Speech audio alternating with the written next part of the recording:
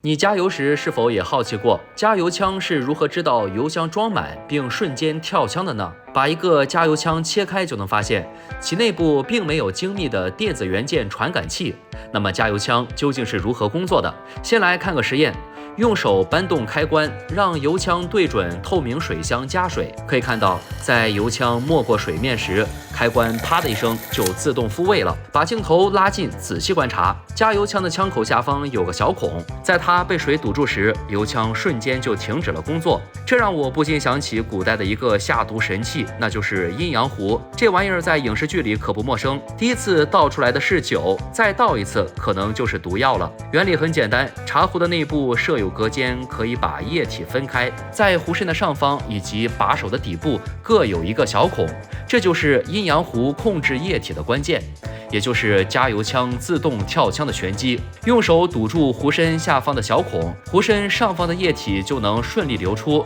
此时无论如何倾斜茶壶，下方的液体都流不出来。反之，堵住上方的小孔，流出的就变成下方的液体了。被堵住小孔的枪室，其内部压强会低于大气压，所以液体无法向壶口移动。因此，想要倒出哪种液体，堵住另一个枪室的小孔就能完成。我们再把视线移回到加油枪身上。仔细观察，汽油在加油枪中的路径其实就是一个文丘里管的结构。什么意思？文丘里效应指的是当液体从大管道流过管道的狭窄部分时，会导致液体的压力下降，形成真空。而在油枪喷嘴顶端有一个阀门，当汽油流经此处时，会将阀门推开，通过一个非常窄的环形通道去往汽车油箱中。根据我们前面提到的文丘里效应，此时这个阀门处就会产生一个低压区，为了能让油液正常流出，油枪口底部的小孔就派上用场了。它通过一根细管连接到这个喷嘴阀门处，并将油箱内的空气源源不断地补充进来。此时油枪内部处于正压状态，就像没有被堵住小孔的茶壶一样，液体就可以正常的流出。但随着油箱内的油位不断上升，小孔在被汽油淹没后，空气无法进入，此时阀门上的另一个小孔就会把油枪内另一个枪室的空气吸过去，那么这个枪室内部就会形成负压区，